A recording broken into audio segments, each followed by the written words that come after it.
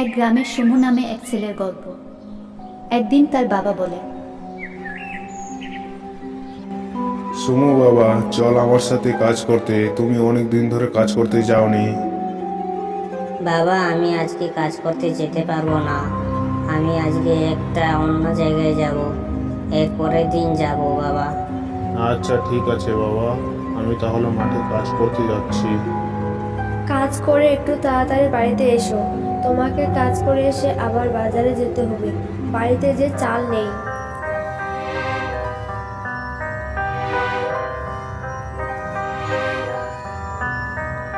এরপরে তার বাবা জমি চাষ করতে যায়।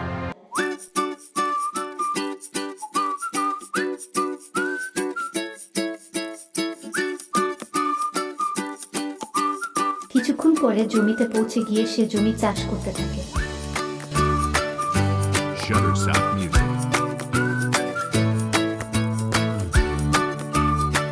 এদিকে বাড়িতে সমু বলে, মা মা, আমি আমার বন্ধুর সাথে এক জায়গায় যাচ্ছি, তুমি বাড়িতে থেকো। এরপর সমু বাড়ি থেকে বাইরে আসে।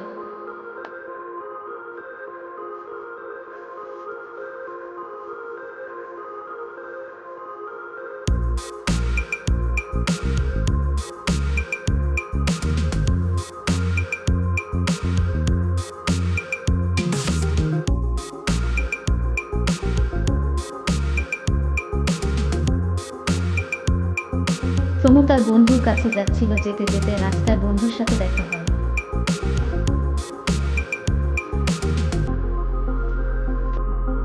আমার বন্ধু, কোথায় যাচ্ছিস? এদিকে চল আমার সাথে, একটা পিকনিকের জায়গা খুঁজি। হ্যাঁ হ্যাঁ বন্ধু, আমিও তোমার কাছে এই জন্যই গিয়েছিলাম, পিকনিক খেতে হবে, চল একটা ভালো জায়গা খুঁজি। এরপরে দুই বন্ধু পিকনিকের জন্য জায়গা দেখতে যায়।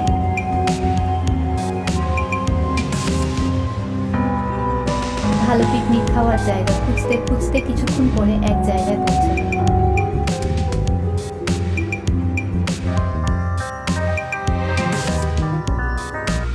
আমাকে বাঁচাও, আমাকে বাঁচাও। কে তোমরা? কোথায় যাচ্ছ? আমাকে কলাগাছ থেকে মুক্ত করো, আমি এক দেবী। তুমি কেমন করে কলা গাছে পরিণত হয়েছো দেবীমা? আর আমরা কেমন করে তোমাকে মুক্ত করতে পারবো এই কলা গাছ থেকে? বৎস, আমাকে এক ঋষি ক্রোধে এসে অভিশাপ দিয়েছে। এই কলা গাছটা কেটে দিলে আমি মুক্ত হয়ে যাব। এই কলা গাছটা কেটে আমাকে মুক্ত করো।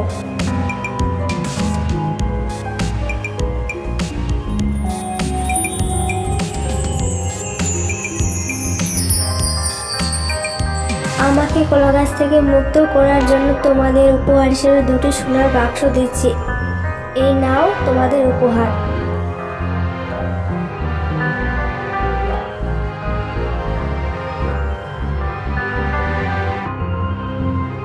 এদিকে কাজ করে দিন শেষে তার বাবা বাড়িতে আসে।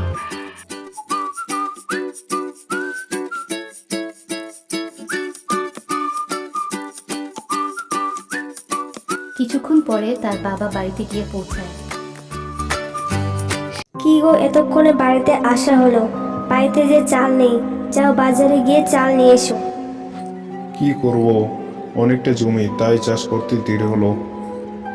আমার কাছে তো টাকা নেই, কেমন করে বাজার যাব?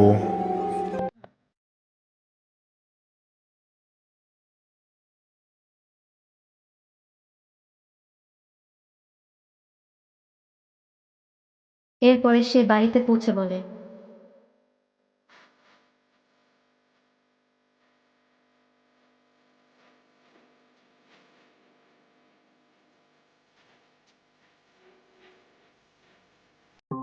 বাবা দেখো দেখো, আমি এটাকে এনেছি।